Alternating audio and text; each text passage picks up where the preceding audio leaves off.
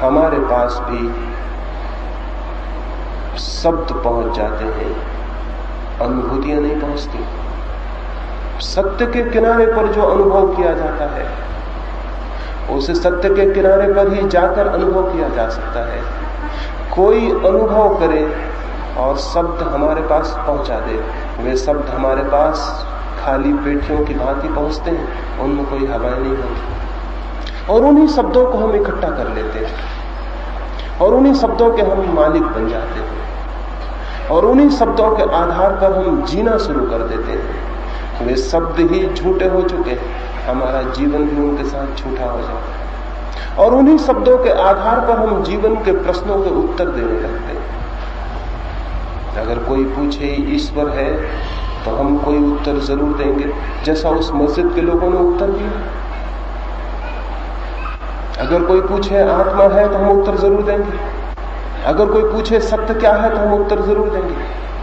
और हम में से इतना समर्थ कोई भी नहीं होगा जो चुप रह जाए और इस बात को अनुभव करे कि मेरे पास थोथे शब्दों के सिवाय और क्या है, तो मैं कैसे उत्तर दूं। लेकिन जो आदमी चुप रह जाएगा उसने सत्य की तरफ जानने की तरफ पहला कदम उठा दिया, उसने सत्य की तरफ यात्रा का पहला कदम उठा लिया, क्योंकि वो शब्दों की व्यर्थता को जान गया। और जो शब्दों की व्यर्थता को जान जाता है वही सत्य तक जाने की खोज कर सकता है। लेकिन जो शब्दों से तृप्त हो जाता है उसकी तो खोज बंद हो जाती है, और हम सारे लोगों की खोज बंद है। कोई एक तरह के शब्दों से तृप्त हो गया है, कोई दूसरे तरह के शब्दों से तृप्त हो गया है, कोई हिंदू होने से, कोई मुसलमान होने से, कोई जैन होने से। ये सब होना क्या है? ये शब्दों से तृप्त हो जाने के अतिरिक्त और कुछ भी नहीं। हमने कुछ उत्तर स्वीकार कर लिए, और जो आदमी कुछ उत्तर स्वीकार कर लेता है उसका मन मुर्दा हो जाता है, उसकी खोज बंद हो जाती है। मुर्दा मन शब्दों से भरा हुआ होता है, ताजा मन शब्दों से नहीं, जिज्ञासा से, इंक्वायरी से। मुर्दा मन का लक्षण है उसके पास सब उत्तर बंधे हुए तैयार होते हैं। जीवित मन का लक्षण है उसके पास प्रश्न तो होते हैं लेकिन उत्तर नहीं होते। उसके पास जिज्ञासा तो होती है, खोज की आकांक्षा और प्यास तो होती है, लेकिन उत्तर नहीं होते। और जिसके पास उत्तर नहीं है और प्रश्न है उसका मन अचानक चुप हो जाता है, मौन हो जाता है। मौन हो जाने का पहला सूत्र है उत्तरों से मुक्त हो जाइए। लेकिन हमारी हालत बिल्कुल उल्टी है, हमारे पास प्रश्न कम है, उत्तर ज्यादा है। जिसके पास प्रश्न नहीं है और उत्तर है उस आदमी ने खोज बंद कर दी, वो तृप्त हो गया, वो रुक गया। और जीवन सतत मांग करता है आगे बढ़ो, और जीवन पुकारता है आगे आओ, और जीवन कहता है कहीं रुक मत जाना, क्योंकि रुकने के सिवाय मृत्यु और कुछ भी नहीं। लेकिन जो सतत बढ़ता है और कहीं रुकता नहीं, उस सातत्य में, उस निरंतर बढ़ते जाने में ही जीवन और उसके कदम एक साथ बढ़ने लगते हैं। और एक दिन आता है कि जीवन की जो सतत प्रवाहमान धारा है, वो जो जीवन की गंगा है, वो उसके साथ एक हो जाता है। जीवन ठहरा हुआ नहीं, लेकिन हमारे मन ठहरे हुए हैं। जीवन तो निरंतर सतत आगे जा रहा है, प्रतिक्षण बहा जा रहा है। हेराक्लितु ने कोई 2000 वर्ष पहले यूनान में कहा था, नदी में दोबारा नहीं उतर सकते, एक ही नदी में दोबारा नहीं उतर सकते। उसने जीवन की नदी के बाबत कहा था, नदी तो बही जाती है, आज उतरे हैं उसमें, कल उसी नदी में नहीं उतर सकेंगे, वो नदी आगे चली गई, दूसरे पानी ने जगह ले ली होगी। मैं तो कहता हूं एक ही नदी में एक बार भी उतरना बहुत कठिन है, क्योंकि जब तक पैर नदी के पानी को छुएगा नीचे का पानी बह गया, जब पानी पैर नीचे जाएगा तब तक ऊपर का पानी बह गया। जीवन तो बहाव है, लेकिन मनुष्य का मन ठहराव बन जाता है, और जो मन ठहर जाता है वो जीवन से उसका संपर्क टूट जाता है, संबंध टूट जाता है।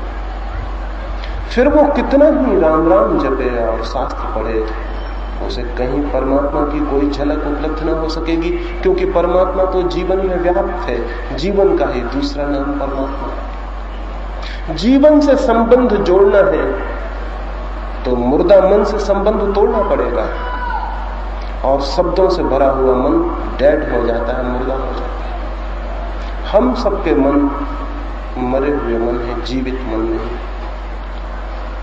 जीवित मन के लिए चाहिए जहां जहां मन ठहर गया हो वहां वहां से हम मन को मुक्त कर लें, जहां जहां मन रुक गया हो वहां वहां से हम उसे छोड़ दें। जिन जिन किनारों को उसने जोर से पकड़ लिया हो उन किनारों को हम छोड़ दें, ताकि बहाव पैदा हो सके, ताकि मन भी गति पा सके, डायनेमिक हो सके, डेड न रह जाए, परिवर्तन पा सके, प्रवाह पा सके। जितना प्रवाह मन में आएगा उतना ही मन शांत होता जाएगा। मन की ये जो अशांति है ये इसीलिए है कि मन को हम रोक के बंद किए हुए हैं और सारा जीवन बहा जा रहा है। मन तड़फ रहा है मुक्त होने को, लेकिन हम उसे बांधे हुए हैं। मन स्वतंत्र होने को पीड़ित है और हम उसे बांधे हुए हैं। और बांधे हुए हम किस चीज से? कोई लोहे की जंजीरें नहीं, शब्दों की जंजीरें। और शब्द इतनी अद्भुत जंजीर बन जाते हैं कि आंखें बंद हो जाती हैं, कान बंद हो जाते हैं, हृदय बंद हो जाता है। एक शब्द सब कुछ बंद कर सकता है। हिंदुस्तान में 4000 5000 वर्षों से हम करोड़ों शूद्रों को सता रहे हैं, परेशान कर रहे हैं। क्यों? एक शब्द हमने ईजाद कर लिया, शूद्र। बस एक शब्द ईजाद कर लिया, शूद्र, और कुछ लोगों पर हमने चिपका दिया कि ये शूद्र हैं। फिर हमारी आंखें बंद हो गई, फिर हम उनके कष्ट नहीं देख सके, क्योंकि शूद्र दरवाजा बंद हो गया। फिर हम उनकी पीड़ाएं अनुभव नहीं कर सके, फिर हमारा हृदय उनके प्रति प्रेम से प्रवाहित नहीं हो सका। एक शब्द हमने चिपका दिया, शूद्र, एक ईजाद कर लिया शब्द, और उस शब्द के आधार पर हम 5000 साल से करोड़ करोड़ लोगों को परेशान कर रहे हैं। और हमें ये ख्याल भी पैदा नहीं हुआ कि हम ये क्या कर रहे हैं। इसलिए ख्याल पैदा नहीं हुआ क्योंकि जिसे हमने शूद्र कह दिया वो हमारे लिए मनुष्य ही नहीं रह गया, उसका मनुष्यों से कोई संबंध नहीं रह गया। एक शब्द खड़ा हो गया, शूद्र, और मनुष्य अलग हो गए।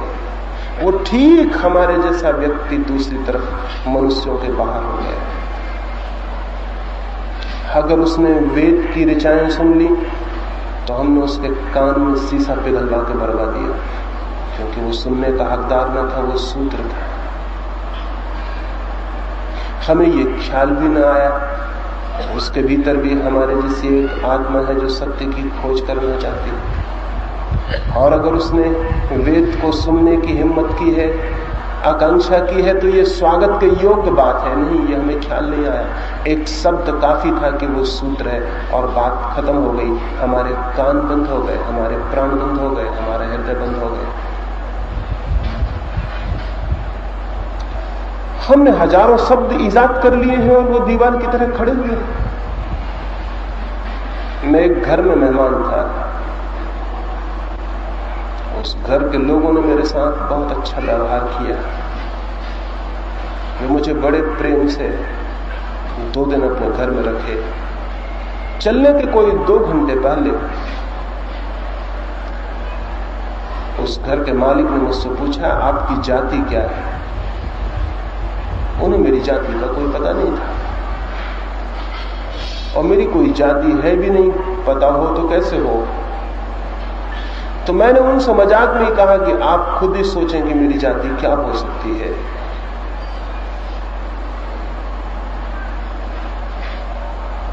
उनके घर में एक छोटा सा बच्चा था, उसने मेरी दाढ़ी वगैरह देख के कहा कि कहीं आप मुसलमान तो नहीं।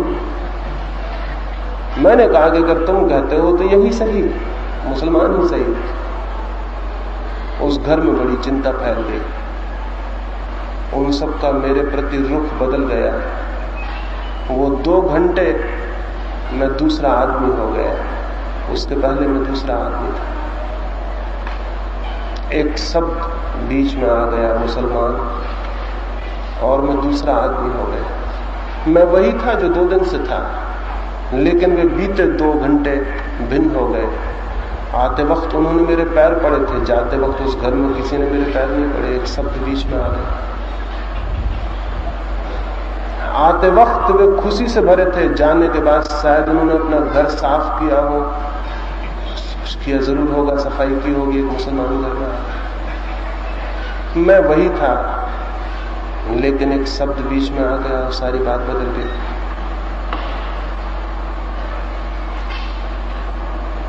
हमने न मालूम कितने शब्द खड़े किए हुए हैं जो दीवार की तरह एक दूसरे मनुष्य को अलग कर रहे हैं, और मनुष्य को ही अलग नहीं कर रहे हैं, हमारी आंखों को भी अंधा कर रहे हैं, हमारे प्राणों को भी बहरा कर रहे हैं, हमारी संवेदनशीलता को तोड़ रहे हैं। जर्मनी में हिटलर ने कोई 20 लाख यहूदियों की हत्या करवाई। कौन लोगों ने हत्या की? वे लोग कोई बहुत बुरे लोग हैं? वे हम जैसे ही लोग हैं। 500 यहूदी रोज नियमित हत्या किए जाते रहे। कौन लोग हत्या कर रहे थे उनकी? वे कोई पागल हैं? उनके दिमाग खराब है? या कि वे कोई दैत्य हैं, राक्षस हैं? नहीं, हमारे जैसे लोग हैं, सब बातें हमारी जैसी हैं, लेकिन एक शब्द यहूदी, और उस शब्द के साथ उनके प्राण पागल हो गए, और उन्होंने वो किया जो आदमी को करने में जरा भी शोभा नहीं देता। हमने अपने मुल्क में क्या किया? हिंदुओं ने मुसलमानों के साथ क्या किया? मुसलमानों ने हिंदुओं के साथ क्या किया?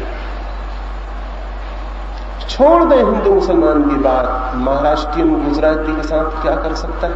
गुजराती महाराष्ट्रियन के साथ क्या कर सकता है? हिंदी बोलने वाला गैर हिंदी बोलने वाले के साथ क्या कर सकता है? गैर हिंदी बोलने वाला हिंदी बोलने के वाले के साथ क्या कर सकता है? कुछ शब्द, और उन शब्दों में जहर भरा जा सकता है, और हमारे प्राण बिल्कुल ही पागल हो सकते हैं। ऐसे बहुत से शब्दों की दीवार हमने खड़ी कर ली। इन शब्दों की दीवारों में जो घिरा है वो आदमी कभी भी धार्मिक नहीं हो सकता। शब्दों से मुक्त होना चाहिए। तो एक तो शब्द है दीवार की तरह, मनुष्य को तोड़ रहे हैं, और साथ ही ये शब्द जीवन के प्रति भी हमारी आंखों को नहीं खुलने देते, वहां भी आंखों को बंद रखते। हम शायद सब तरफ शब्दों को खड़ा कर लेते हैं, अपने चारों तरफ एक किला बना लेते हैं शब्दों का, उसके भीतर छिप जाते हैं। और जब भी जीवन में कोई अनहोनी और नई घटना घटती है तो हम पुराने शब्दों से उसकी व्याख्या कर लेते हैं, और उसका नयापन समाप्त हो जाता है, खत्म हो जाता है। ये जो हमारी स्थिति है, ये हमें चुप नहीं होने देती, मौन नहीं होने देती, ताजा नहीं होने देती। वो जो मस्तिष्क है उसको फ्रेश और नया नहीं होने देती। और नया मस्तिष्क न हो तो कैसे जीवन से हम जुड़ सके, कैसे जीवन को जान सके, और शांत मन न हो तो कैसे हम सत्य को जान सके, और दीवाने में टूटे तो हम कैसे मनुष्य से जुड़ सकें। दूर हैं पशु और पक्षी, तो दूर हैं पौधे, दूर है आकाश, दूर है आकाश के तारे। आदमी से ही हम नहीं जुड़ पा रहे हैं तो हम परमात्मा से जुड़ने की बात कैसे करें? यहाँ इतने लोग बैठे हैं, हम सबके बीच में दीवारें खड़ी होंगी न मालूम किस किस किस्म की, और उन सब दीवारों की ईंटें शब्दों से बनी हुई हैं, कोई लोहे से नहीं बनी हुई। उन्हें तोड़ देने में जरा भी कठिनाई नहीं है। एक हाथ का धक्का, एक हवा का झोंका काफी होगा, वो गिर जाएंगे और आप एक नए मनुष्य होकर खड़े हो जाएंगे। अपने चारों तरफ से शब्दों की दीवार हटा देनी जरूरी है, तो शायद हमारे भीतर जानने की क्षमता पैदा हो सके, सुनने की क्षमता पैदा हो सके, और शायद हमारे द्वार खुल सके, और हमारे भीतर जो चारों तरफ जीवन है वो प्रवेश कर सके। अभी तो वो कहीं से भी प्रवेश नहीं कर पाता है। ऐसे ही शब्द सत्य और आत्मा और ईश्वर और मोक्ष हमने सीख रखे हैं और उन्हें हम तोतों की भांति रटते रहते हैं और सोचते हैं कि शायद उन्हीं के द्वारा हमारे जीवन में आनंद आ जाए, शायद मुक्ति आ जाएगी, शायद अमृत की उपलब्धि हो जाएगी। नहीं होगी। रटते रहें तोतों की भांति हम जीवन भर। जीवन रटने से उपलब्ध नहीं होता, बल्कि रटने वाला, रिपीट करने वाला जो मन है वो धीरे धीरे जड़ हो जाता है, धीरे धीरे और ज्यादा डलनेस पैदा हो जाती है, और ज्यादा मुर्दा हो जाता है और मर जाता है।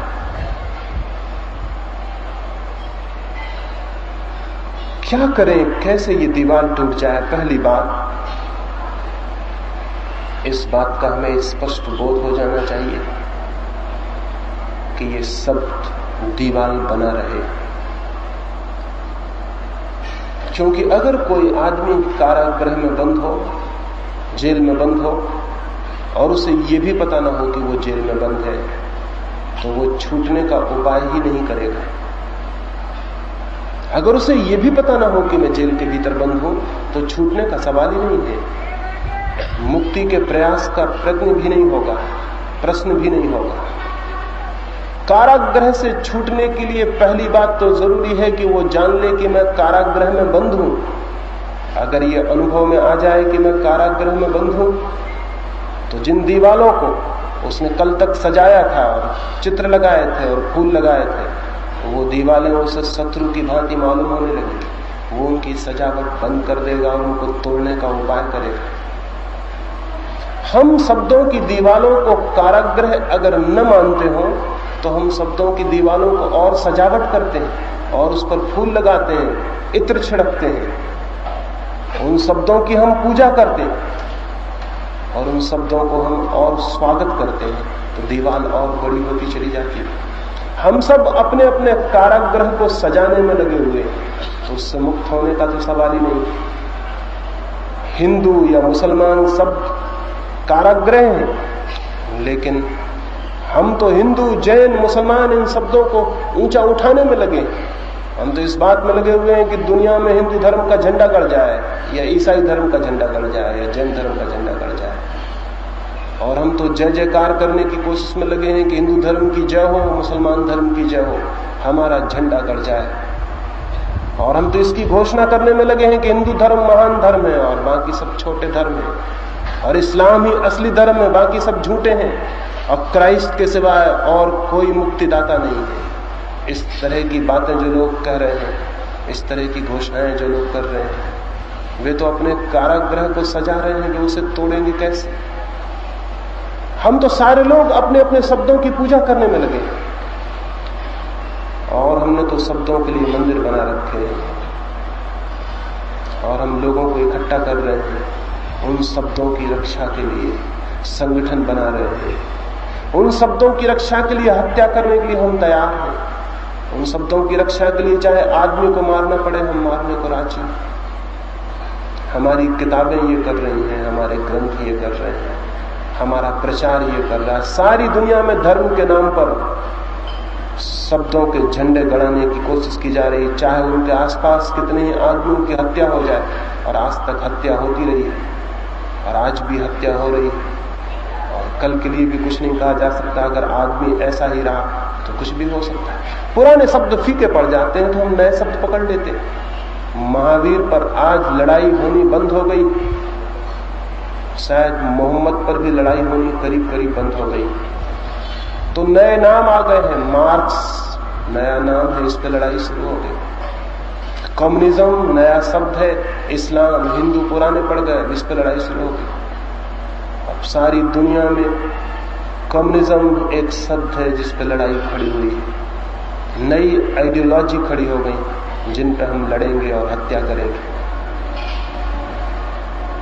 अमेरिका नए शब्दों को पकड़े हुए बैठा है, रूस नए शब्दों को पकड़े हुए बैठा है, नए शब्दों पर लड़ाई हो रही, और लड़ाई यहां तक पहुंच सकती है कि शायद सारी मनुष्य जाति को समाप्त हो जाना पड़े। किस बात पर? इस बात पर कि कुछ शब्द हमको प्रिय थे और कुछ शब्द आपको प्रिय थे, और हम अपने शब्दों को छोड़ने को राजी नहीं थे, और आप अपने शब्दों को छोड़ने को राजी नहीं थे। क्या आदमी अपने इस बचकानेपन से मुक्त नहीं होगा? क्या ये बच्चों जैसी बातें और शब्दों की लड़ाइयां बंद नहीं होंगी? ये तब तक बंद नहीं होंगी जब तक हम शब्दों को आदर और पूजा देते रहेंगे, क्योंकि जिसको हम पूजा देते हैं उससे हम छुटकारा कैसे पा सकते हैं? छुटकारा पाने के लिए पहली बात जरूरी है, शब्द कारागृह हैं और उनका ज्ञान हमें मुक्त नहीं करता बल्कि बांधता है, ये जान लेना जरूरी। इसको जानते ही आपके भीतर से दीवार गिरनी शुरू हो जाएगी, वो जो शब्दों का भवन है वो खिसकना शुरू हो जाएगा। उसकी आधारशिला खींच ली गई, वो आधारशिला हमने अपने प्रेम से रखी है, पूजा से रखी है। अगर हम अपने पूजा और प्रेम को अलग कर लेते हैं वो गिर जाएगी। एक ऐसी दुनिया चाहिए जिसमें आदमी तो हो लेकिन हिंदू और मुसलमान न हो। ये बहुत कलंक के दाग। एक ऐसी दुनिया तो चाहिए जिसमें सोच विचारशील लोग हों लेकिन शब्दों को पकड़ने वाले पागल नहीं। एक ऐसी दुनिया चाहिए जहां आदमी आदमी के बीच शब्दों की कोई दीवार न रह जाए, तो शायद धर्म का राज शुरू हो सकता है। तो शायद व्यक्ति के जीवन में और समूह के जीवन में भी धर्म का अवतरण हो सकता है। उसके पहले नहीं हो सकता, उसके पहले कोई रास्ता नहीं है। इधर 5000 वर्षों में हमने शब्दों के जाल खड़े किए और खुद उसमें फंस गए। अब कौन इसको तोड़े? कुछ लोग अगर हिम्मत नहीं करेंगे तो शायद ये शब्दों का जाल हमारी फांसी बन जाएगा और हमारा बचना मुश्किल हो जाएगा। और कितने आश्चर्य की बात है कि 5000 साल का इतिहास देखने के बाद भी हम शब्दों के प्रति जागरूक नहीं हो रहे हैं कि इन्होंने क्या किया। हमें ख्याल में भी नहीं आ रहा है कि इन शब्दों ने हमारे साथ क्या किया और हमें किस स्थिति में पहुंचा दिया। एक एक व्यक्ति के भीतर भी ये जाल है और सबके बाहर भी ये जाल। हर एक को अपने भीतर इस जाल को तोड़ने में लगना होगा, तो ही उसके भीतर वो साइलेंस पैदा हो सकती है जिसकी मैं आपसे बात कर रहा हूं। क्या करें, कैसे तोड़ें? लोग मुझसे निरंतर पूछते हैं कैसे तोड़ें। मैं उनसे कहता हूं, पहली बात, शब्दों के प्रति सारा आदर, सारी पूजा, शब्दों के प्रति सारा भक्ति भाव छोड़ दें। शब्दों में कुछ भी नहीं है, शब्दों में कोई सत्य नहीं है। सत्य तो वही अनुभव होता है जहां सारे शब्द छूट जाते हैं। इसलिए शब्दों के प्रति सारी भक्ति, सारी पूजा जानी चाहिए। ये सारा शब्दों के प्रति जितना आदर है, सम्मान है, ये जानना चाहिए। सम्मान पैदा होना चाहिए सत्य के प्रति, शब्द के प्रति नहीं। और जिसको सत्य के प्रति सम्मान पैदा होगा वो न तो हिंदू रह जाएगा, न मुसलमान, न जैन, न बौद्ध, न ईसाई, न पारसी। और जिससे सत्य के प्रति सम्मान पैदा होगा वो न तो भारतीय रह जाएगा, न पाकिस्तानी, न चीनी। जिससे सत्य के प्रति सम्मान पैदा होगा उसके जीवन से सारी सीमाएं गिर जाएंगी, क्योंकि सब सीमाएं शब्दों ने पैदा की है। सत्य की कोई सीमा नहीं, सत्य असीम है। सत्य की कोई सीमा नहीं, सत्य का कोई देश, कोई जाति, कोई धर्म नहीं, सत्य का कोई मंदिर, कोई मस्जिद नहीं। सत्य तो है पूरा जीवन, विराट जीवन, सभी कुछ जो चारों तरफ मौजूद है वो सभी सत्य। तो उस विराट और असीम से मिलने के लिए भीतर भी असीम मन चाहिए।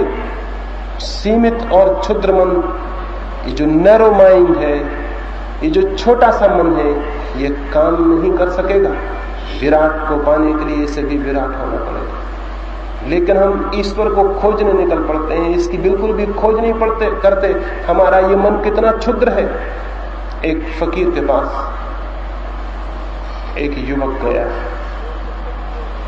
और उस युवक ने कहा, मैं ईश्वर को, मैं सत्य को खोजने आया, क्या आप मुझे कोई मार्ग बता सकेंगे? वो फकीर बोला, इसके पहले कि मैं तुम्हें कुछ कहूं, मेरे साथ कुएं पर आओ। वो कुएं पर पानी भरने जा रहा था। उसने हाथ में एक बाल्टी ली और एक बड़ा ढोल लिया और कुएं पे गया। उसने बाल्टी कुएं में डाली, खींची, और वो युवक खड़ा हुआ देखता रहा। बाल्टी खींच के उसने उस बड़े ड्रम में जिसे वो अपने साथ लाया था उसमें पानी डाला, लेकिन ड्रम के नीचे कोई बॉटम नहीं था, उसके नीचे कोई पेंदी नहीं थी। पानी जमीन पर बह गया। उसने दूसरी बाल्टी खींची, वो भी डाली। वो लड़के का संयम टूट गया। उसने 1, 2, 3 बाल्टियां बहते देखी। चौथी बाल्टी को उसने कहा, महानुभाव, आप भी आश्चर्यजनक मालूम पड़ते हैं। जिस ढोल में आप पानी भर रहे हैं उसमें नीचे कोई पेंदी नहीं और पानी बहा जा रहा है। जिंदगी भर भी पानी भरते रहिए तो भी पानी भरेगा नहीं। उस फकीर ने कहा, मेरे मित्र, मुझे ढोल की पेंदी से क्या मतलब? मुझे पानी भरना है तो मैं ढोल के गले पर आंखें गड़ाए हुए हूं। जब गले तक पानी आ जाएगा तो मैं समझ लूंगा पानी भर गया। पेंदी से मुझे क्या लेना देना? युवक बहुत हैरान हुआ इस उत्तर से। उस दिन चला गया। लेकिन रात उसने सोचा कि जो बात मुझे दिखाई पड़ रही थी, सीधी और साफ बात थी, अंधे आदमी को भी पता चल जाती कि उस ढोल में पेंदी नहीं थी, वो उस फकीर को नहीं दिखाई पड़ी। ये बड़े आश्चर्य की बात है। इसमें जरूर कुछ न कुछ रहस्य होना चाहिए। जो मुझे दिखाई पड़ रहा था उसे क्यों दिखाई नहीं पड़ेगा?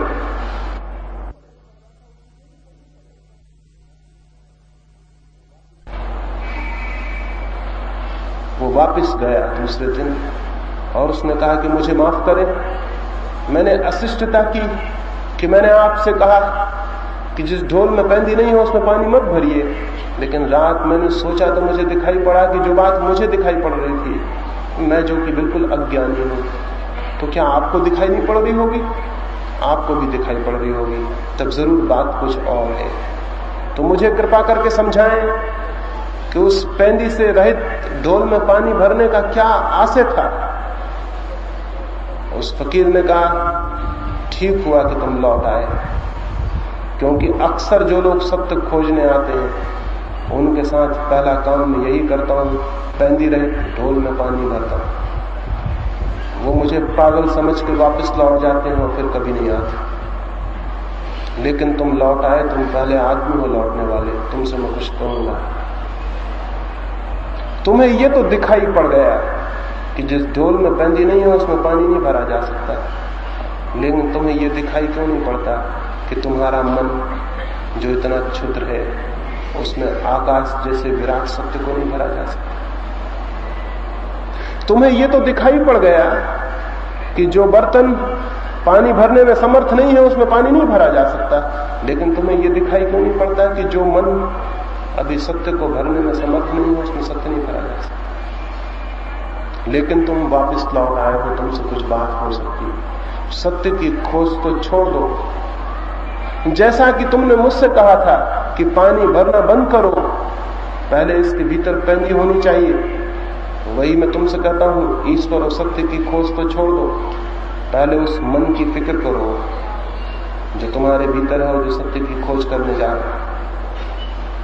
हम सारे लोग खोज करने निकल पड़ते हैं बिना इस बात को देखे हुए कि जो मन खोज करने जा रहा है वो कैसा है। पहली बात तो ये कि वो मन बहुत सीमित, बहुत क्षुद्र है, शब्दों की दीवार में बंद है और इसलिए सत्य को नहीं पा सकेगा। दीवार तोड़नी जरूरी है और कोई दूसरी दीवार नहीं है। स्मरण रखिए, मन के ऊपर शब्दों के अतिरिक्त और कोई दीवार नहीं।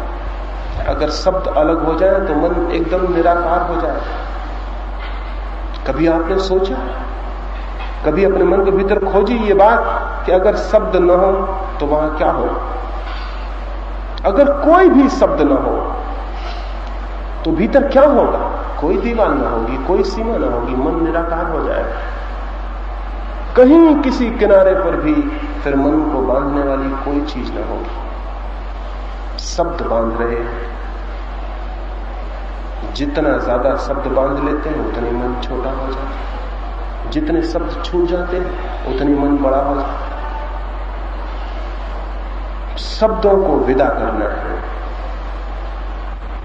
पहली बात जो मैंने कही वो ये कि शब्द दीवार है, कारागृह है, ये बोध होना चाहिए।